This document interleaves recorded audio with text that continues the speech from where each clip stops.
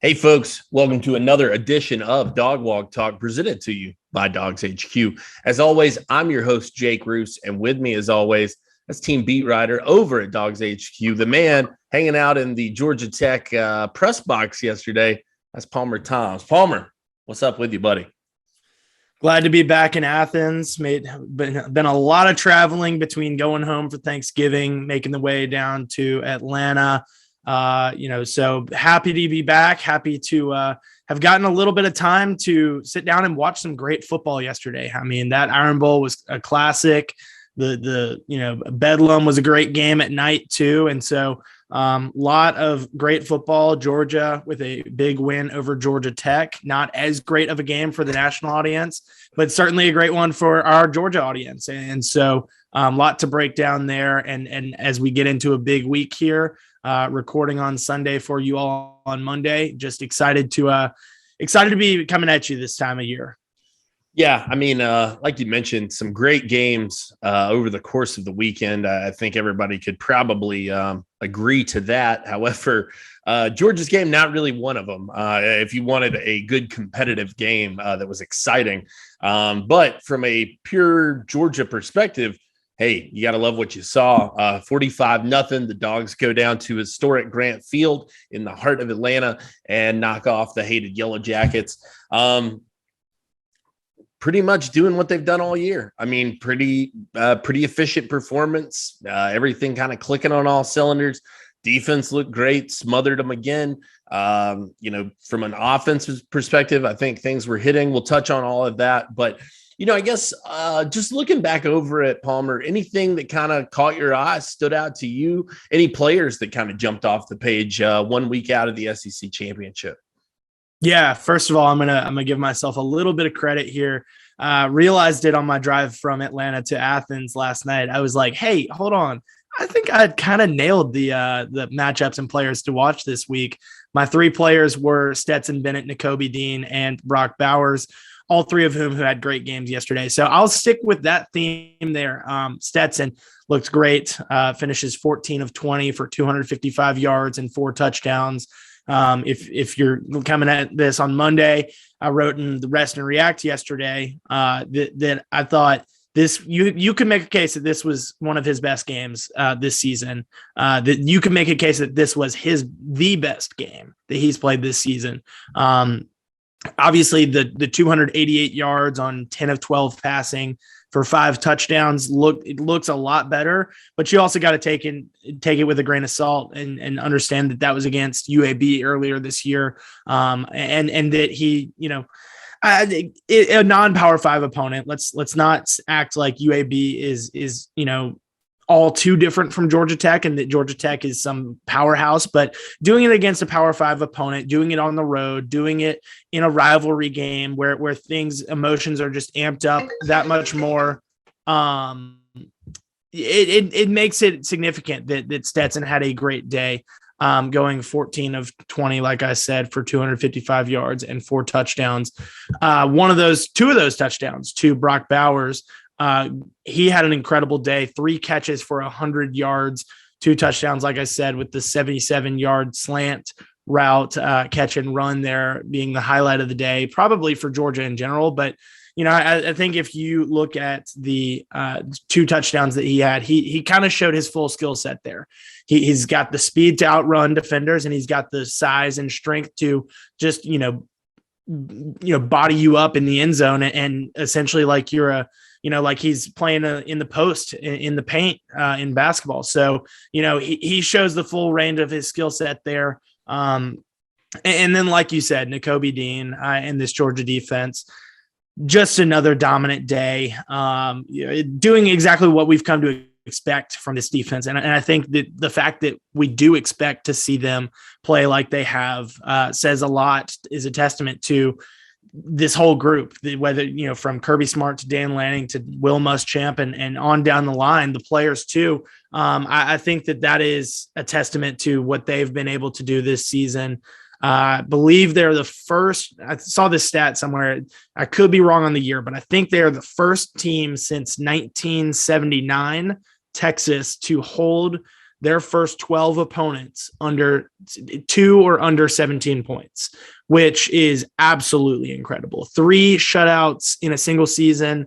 Started to look back and try and think how far back that was, that Georgia had, 3 shutouts in a single season. Didn't have to go too far. It was 2019, which was another special defensive group. But I think, just in general, this whole team is clicking on all cylinders as they head into the biggest game of the season to date.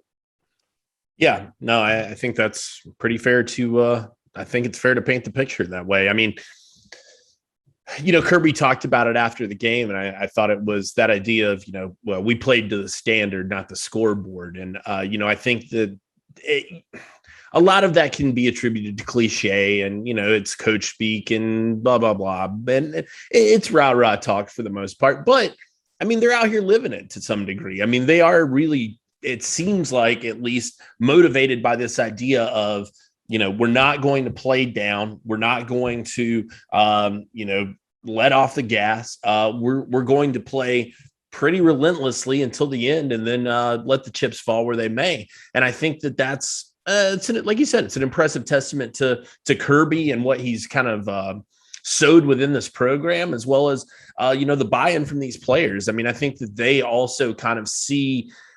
And it's probably hard not to when you're looking around college football, the opportunity that's ahead of them and the dominance that they've put together as compared to some other teams out there. I mean, we've seen a lot of change within the top 10 over the course of this season.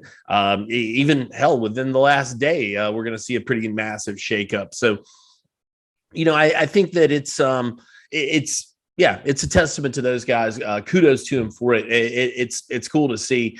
But like you said, I mean, Georgia Tech's kind of sorry right now, dude. I mean, they're just not very good. They don't have a lot of weapons. Jahmyr Gibbs ended up being limited pretty early on in the game.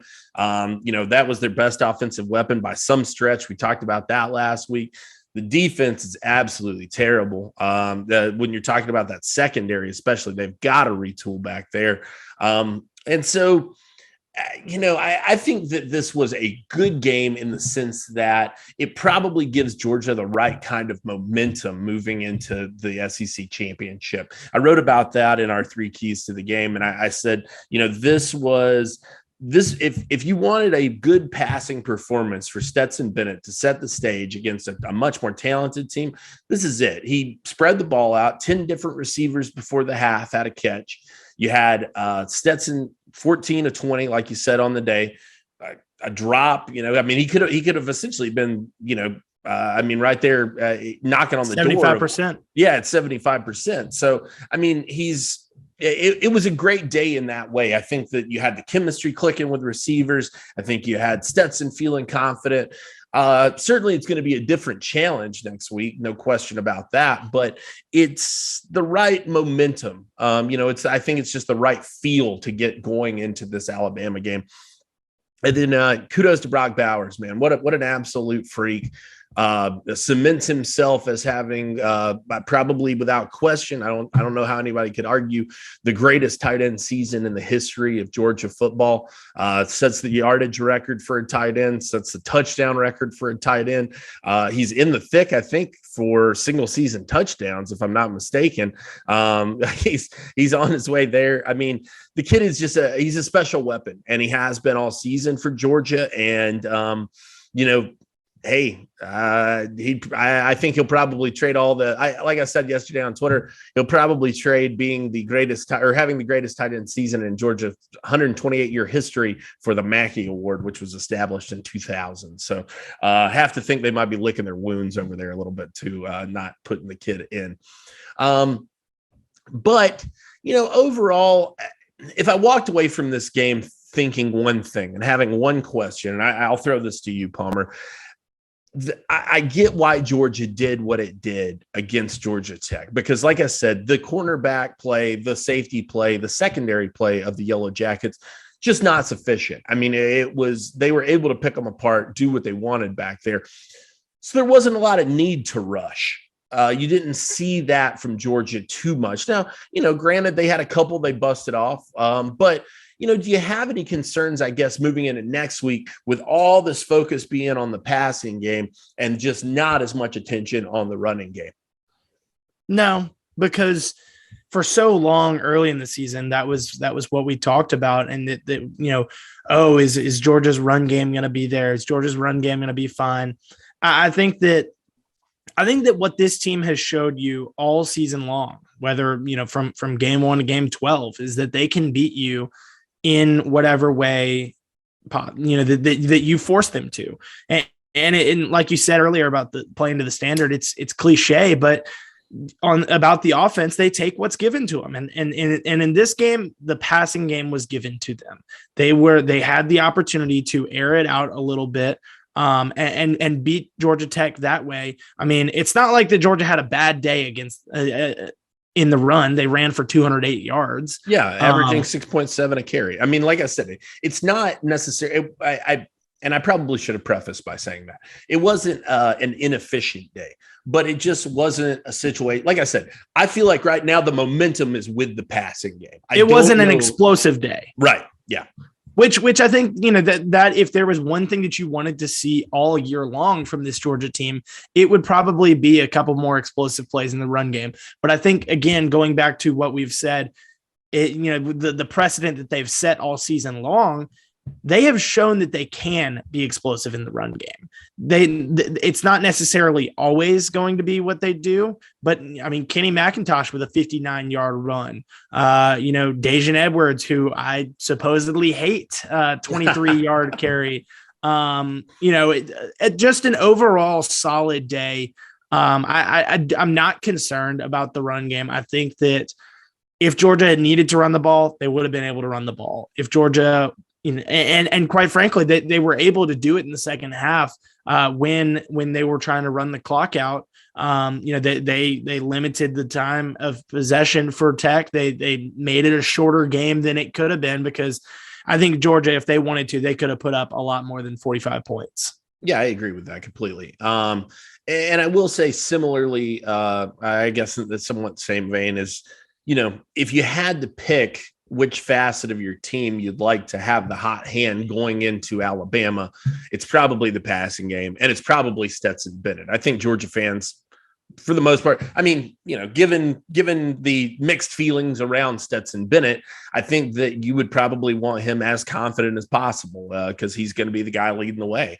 So, yeah, I think it makes sense. Like you said, I don't know that you come in next week and you say, all right, if we've got to run this ball, this is the guy we're going to lean into. Perhaps that's Zamir White. James Cook has had a couple of performances, but it just doesn't feel like one of those guys is just lubed up for it. I mean, just ready to take the rock. And if you need 150 yards, you're going to get it out of them.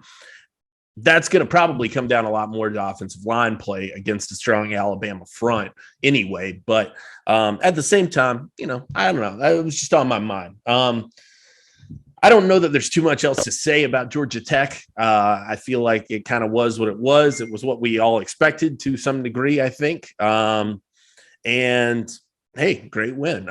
Georgia goes undefeated, first time since 82, right? I believe that was the stat. Yes, first time in the regular season. First undefeated regular season since 1982. First time that they've gone 12-0 since 1980. But of course, they played less regular season games there.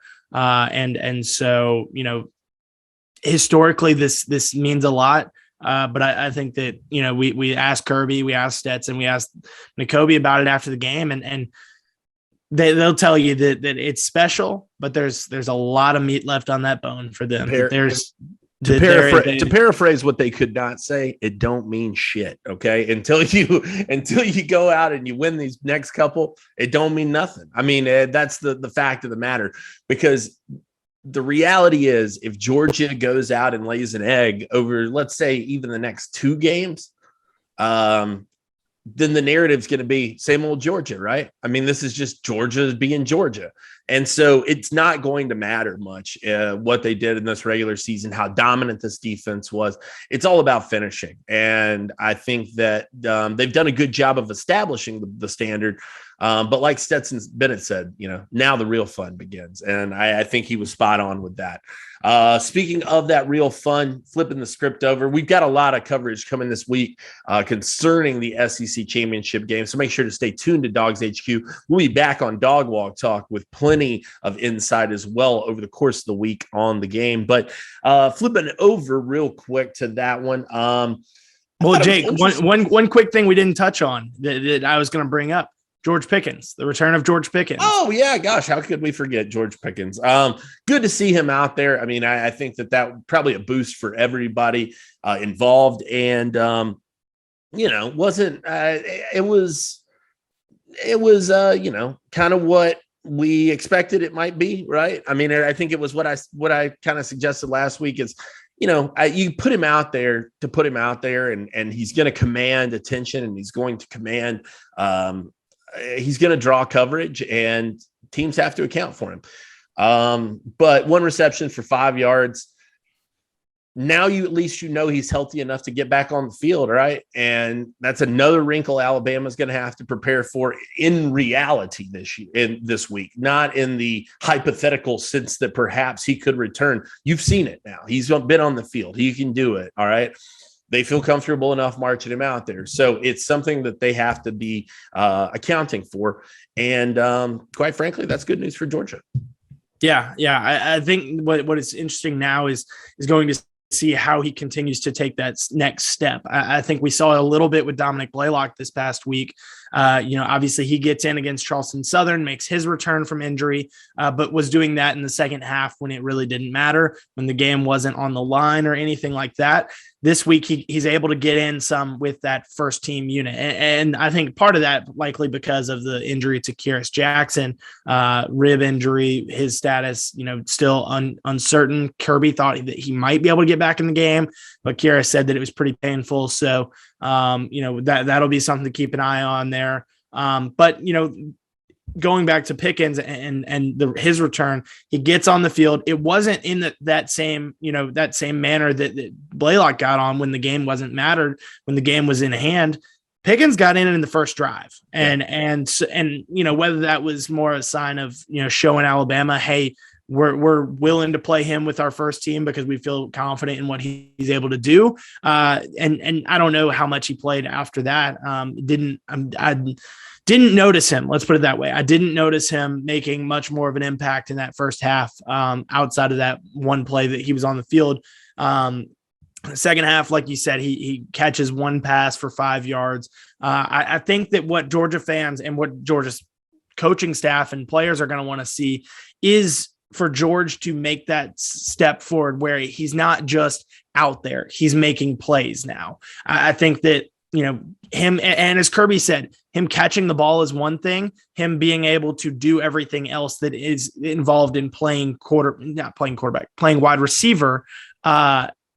George Pickens playing quarterback. That's going to be that's the next quarterback controversy, huh? That would be a sight to see. No, but everything that is involved in playing wide receiver, whether that's getting lined up properly, being in the right formation, knowing what routes to run, he's been a part of this offense, which helps. But I think that you've got to get back in the groove of that, getting the signals in from the sidelines, just the timing of it all. And Stetson said that after the game too. He was like, hey, great to have George back. We're going to continue to work on getting the chemistry back and the timing down between the two of us. And I think that's exactly what every Georgia fan wants to hear. They want to hear that this quarterback is willing to make the effort to get that chemistry back and let George Pickens be a factor here. Again, I don't know whether he's going to be out there just demanding the respect of the defense or whether he's going to be a playmaker in this game. But now we know George Pickens is a part of the game plan for this game. Yeah, absolutely. Absolutely. Speaking of this game, like I said, flipping it over to Alabama and looking ahead, interesting to go check the line on this one. Early line floating. There's a couple out there right now, as low as 4 and as high as 6.5. Looks to be kind of the suggestion right now. have to think that what Alabama went up against and Auburn on Saturday night was probably some of the reasoning for that. I mean, that was an emotional, physical, long game, and Georgia had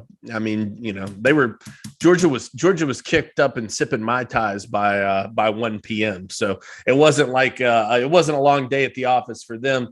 Meanwhile, Alabama and Auburn duking it out until kind of late in the evening on Saturday evening. I guess I'll throw this to you, Paul. 6. How does that number sit with you as the spread? It's just anytime you see Alabama as an underdog, it catches your eye because, like we said earlier, when the original first line came out when this game was set, it was around 3.5, and that was going to be the first time that Alabama was an underdog in the second time that Alabama was going to be an underdog this decade, but the first time since 2015 when they beat the brakes off of Georgia. So I think that regardless of what the line is, like we said, it looks like it's 6.5 is kind of that range. It's interesting because it's it's always shocking to see Alabama as an underdog, but I think it's a testament to what Georgia has done, what they've shown, that they really haven't struggled in a game versus you've seen Alabama as recently, the last couple of weeks, getting by more so. And what Nick Saban said earlier, I guess it was last week, but before that game, about kind of standing up for his players and that a win's a win, and that these kids are fighting their butts off for a win. I think that says a lot about where Alabama is at, because fans are coming for his head, being like, why are you not winning these games? Why are you not blowing out LSU or Arkansas or Auburn? And I think people are noticing that. And I think that's where this line comes from, maybe a little bit higher than you might expect it, is because Alabama has struggled and because Georgia hasn't. I think that regardless of what this line is, it is going to be a 4-quarter battle. I think so. I just think that these two teams, with everything on the line for Alabama, with an SEC championship on the line for Georgia, I mean, maybe they're locked into the playoffs. You would have to feel very confident if you're in the building there in Athens, but that's not what they're going to be thinking about. They want this SEC championship. They want to beat Alabama. They want to get that monkey off their back. 0-3 under Kirby Smart, and against Alabama, and he would love nothing more than to get that monkey off his back and probably knock Alabama out of national championship contention and just mark that team off and say, hey, let's move into the playoffs where we're going to play whoever it is, whether it's Michigan or Notre Dame or Cincinnati or Oklahoma State. I mean, I think that you're kind of down to, and maybe I'm wrong here, but I think that you're kind of down to 6 teams for 4 spots. Go Pokes, baby. Go Pokes. That's all I got to say. I root for Oklahoma State because I played with them on NCAA 2009, and I had a long history with them. But I think 6 to me seems fair. Alabama has appeared to be in this regular season as vulnerable as Alabama has been probably since Nick Saban's first year in Alabama. However, this is the moment that Alabama lives for. This is what Alabama does. These are the games that Alabama plays to be in. And quite frankly, they're Alabama because they don't lose a lot of these games. And so, they deserve the utmost respect. I know Kirby and his team will give them that, certainly. But, 6 to me is, I still think that's a tough line to bet because, like you said, it's going to be a slugfest. They're not going to give up anything easy. Kirby talks about playing to the standard. There's a standard at Alabama too. And, you've seen guys like Julio Jones talk about that, and just Derrick Henry as well. This idea of like, this is just who we are and this is what we do. And Alabama has set the standard in the SEC, and Georgia is trying to match that.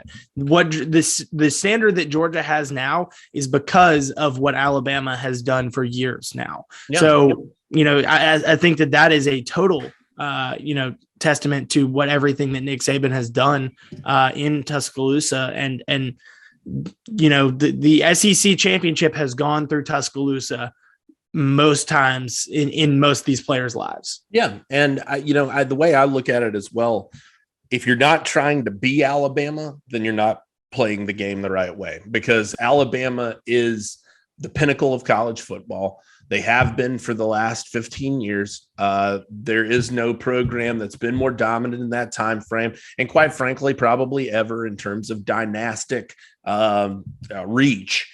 But so I don't mean, listen, I'm in no way am I denigrating Georgia or saying they're not on the level of Alabama, or this year they may very well be, but over that, it's about that sustained success. And it's about success in those moments when it matters. And quite frankly, there is nobody that compares to Alabama when that's the case and when those things are on the line. So going to be an interesting one. No question about it. What else we got here? I mean, do we want to give anything else away, or are we going to save the rest of this for our podcast series over the course of this week, Paul? Yeah, I think that there's going to be a lot to talk about with this game, and we're going to come at you several times throughout this week.